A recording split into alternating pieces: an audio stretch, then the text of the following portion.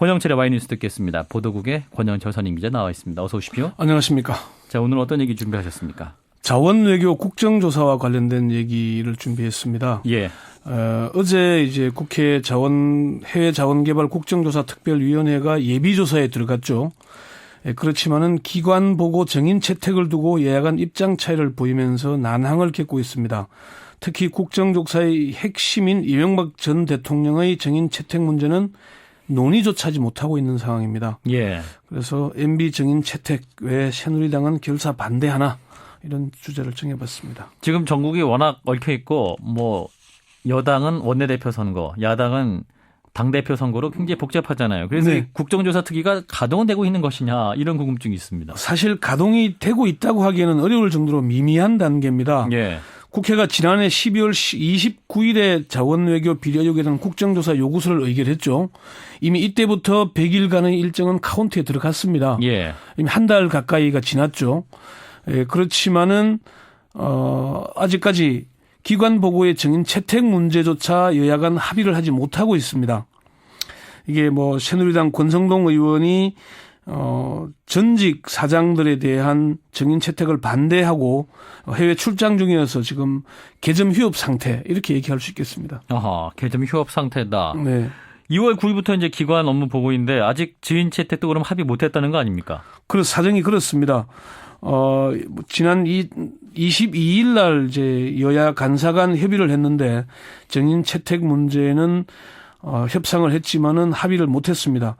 야당에서는 기관 보고 때부터 문제가 된 당시의 공사 사장과 임원들을 정인으로 채택해야 한다는 입장이지만은 여당은 전직 기관장을 부르는 것은 선례가 없는 일이다. 그렇게 주장을 하고 있습니다. 근데 문제는 권성동 의원의 주장이 선례를 얘기하지만은 사실 자원외교 국조특위 자체가 선례가 없는 일 아니겠습니까? 예. 그러니까 이거는 선례를 핑계로 사실관계 파악하는 것조차 막으려 하는 게 아닌가 그런 분석들이 나오고요. 또 권 의원이 이명박 정부의 해외 자원 개발은 참여정부의 정책을 개선한 것이다 이렇게 주장을 하고 있지만은 예. 이명박 정부가 자원외교를 치적이라고 홍보할 당시에는 이게 참여정부의 자원외교를 개선했다는 말은 듣도 보도 못한 그런 주장 아니겠습니까? 예. 그래서 이게 좀 야당에서는 문제가 된 해외 투자의 사실 확인 자체를 막으려 하는 게 아닌가 그렇게 반발하고 있습니다. 예, 그리고 핵심적인 것이 증인 채택 문제입니다. 자원외교 5인방이라 불리는 이명박 전 대통령, 이상득 전 국회 부의장, 박영준 전 지식경제부 전 차관이었죠. 최경환 경제부총리, 당시 지식경제부 장관이었고, 네. 윤상직 산자부 장관 등 네. 5명인데 어떻게 되는 건가요? 이들 자원외교 5인방의 정인 채택 문제는 아직 거론조차 못하고 있는 실정입니다. 예. 새누리당 김재원 원내수석 부대표는 벌써 국정조사 청문회 정인 문제를 얘기하는 것은 국정조사 제도의 절차에 대해 무지하거나 절차를 진행하지 않으려고 미리 억지를 부려서 파토내기 위한 방법이라면 모를까 지금은 아니다 이렇게 얘기를 했습니다. 무슨 얘기인가요 이게? 기관 보고는 해당 기관의 업무를 보고하는 것인데 사실관계를 보고받고 문서도 요구하고 문제점을 파악한 뒤에 문제점이 드러나면은 청문회 정인으로 부르면 되지 지금 벌써 그걸 요구할 단계가 아니다 이런 얘기인 거죠. 사실관계를 알아야 된다. 예, 그 얘기가 논리적으로는 맞을 수 있지만은 어쨌든 핵심 정인 채택 문제가 그런조차 안 되고 있다는 거는 분명 좀 한계가 있어 보입니다. 예. 물론 야당도 좀 신중한 입장이긴 합니다. 지금은 해외 자원개발 과정에서의 문제점을 파악하는 것이 우선이다 그런 얘기죠. 국조특위 야당 간사인 홍영표 의원은 엄청난 국부 유출에 대한 사실관계 파악이 우선인데 석유공사와 가스공사, 광물자원공사 등이 자료도 제대로 주지 않고 있어서 지금 상당히 어려운 상황이다고 얘기를 하면서 이명박 전 대통령을 비롯한 자원외교 5인방의 정인 채택 문제는 정쟁으로 흐를까 봐서 기관 보고 이후 논의하자며 미뤄놓고 있다 이렇게 얘기를 했습니다. 지금 현재 국민들 관심은 이제 이명박 전 대통령의 증인으로 채택될 것이냐 이 여부인데요. 어떻게 보세요? 국민들은 관심이 높죠. 한 여론조사에서는 응답자의 65%가 정인 채택에 찬성한다는 입장을 보이기도 했거든요. 그렇지만은 지금 국조특위 내에서는 이명박 전 대통령의 이자도 꺼내기 어려운 그런 상황입니다. 예. 새누리당의 한 국조특위 위원은 구체적인 증거 없이 의혹만으로 전직 대통령을 정인으로 채택하는 것은 불가능할 것이다. 야당이 MB 정인 채택을 고집할 경우에 국조특위 자체가 파행을 흐를 수도 있을 것이다 이렇게 얘기를 했고요. 예, 이 여론조사 기관은 조사는 어디서 한 겁니까? 자세히 좀 짚어주실까요? 이제 인용하는 문제는 자세하게 하지 않아도 되고요. 요거는 뭐 제가 기사에서 자세히 언급하도록 하겠습니다. 그리고 여당 간사인 권성동 의원은 야당의 요구대로 재임 시절 추진했던 정책 방향을 문제 삼아서 전직 대통령을 국정조사 증인으로 부른다면은 앞으로 어떻게 정책을 추진해 나갈 수 있겠느냐. 예. 그런 입장을 보이면서 반대 입장을 분명히 하고 있습니다. 예. 자, 그러면 새누리당 왜 이렇게 네. 이제 이명박 전 대통령의 증인 채택이 결사적인 것인가? 그 이유를 좀 짚어주신다면. 한 4가지 정도의 이유로 분석을 해볼 수 있겠는데요. 첫 번째는 일단 표면적인 이유지만은 전직 대통령이 정책으로 결정한 사안에 대해서 청문회 증인으로 나서는 것이 타당하냐 이런 문제인데요. 예. 이명박 정부에서 고위공직을 지낸 A씨라고 하겠습니다.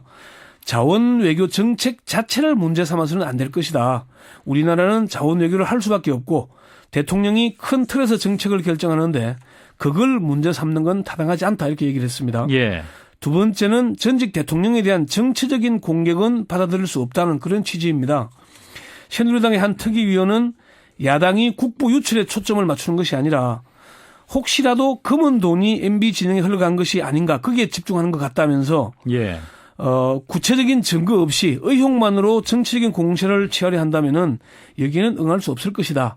이렇게 얘기를 했습니다. 예. 정치적인 공세다. 예. 세 번째는 복잡한 새누리당의 당내 역학 관계 때문으로 보입니다. 자원외교 국정조사를 계기로 친박계와 친이계가 정면 충돌할 수도 있습니다. 예. 국정조사에 합의한 뒤에 이재호 의원 등이 크게 반발했지 않습니까? 그렇죠. 네, 그런 걸 얘기를 하는 겁니다. 새누리당 자원외교 국조특위의 여당 위원 선정한 것을 보면은 새누리당의 속내의 일단이 드러납니다. 새누리당은 여당 간사를 친이계의 핵심인 권성동 의원에게 맡겼죠. 권성동 의원은 이명박 정권에서 청와대 법무비서관을 지냈습니다. 예. 또 이명박 대선 캠프의 안국포럼 출신인 조혜진 의원이 특위위원으로 차출이 됐습니다. 권성동, 조혜진 두 의원은 지난해 연말 이명박 전 대통령의 송년 모임에도 참석할 정도로 친이계 핵심으로 분류됩니다. 예. 새누리당의 한 특위위원은 국부 유출이나 부실업체 인수 등 문제가 있는 사안에 대해서는 여당도 비판할 건 비판할 거다. 그렇지만은 국정조사가 특정 정부에 대한 정치 공세가 되어서는 안 될 것이다. 이렇게 강력히 말하고 있습니다. 예. 자, 그리고 네 번째 이유는 뭡니까, 그러면? 네 번째는 자원 외교의 부실과 비리가 드러날 경우에 박근혜 정부도 직접적인 타격을 입기 때문입니다. 박근혜 정부도. 예, 자원 외교 5인방에 박근혜 정부의 최경환 경제부총리와 윤상직 산자부 장관이 포함되어 있지 않습니까? 예. 구체적인 문제가 드러난다면은 추가적인 개각을 해야 할 수도 있겠죠. 그래서 이제 이미 자료 제출을 두고서도 산자부가 통계를 조작한다거나 여당과 야당에 제출한 자료가 다른 것으로 드러나는 등 이미 국정조사에 비협조적인 것으로 드러나고 있습니다. 그게 문제가 될 수도 있기 때문이죠. 예. 그럼 결론적으로 이명박 전 대통령의 증인 채택 어렵다고 보시는 거네요?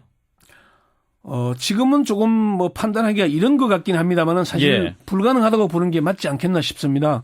여당이 결사적으로 반대하고 있기 때문이고요. 또 이명박 전 대통령에 관련 의혹이 드러난다면 모르겠지만은 지금의 상황에서는 사실 부른다는 게 불가능하지 않겠나 그렇게 보입니다. 확실한 물증이 없는 상황이니까 어렵겠다. 네. 이런 말씀이네요. 네, 권영철 선임 기자였습니다. 고맙습니다. 네.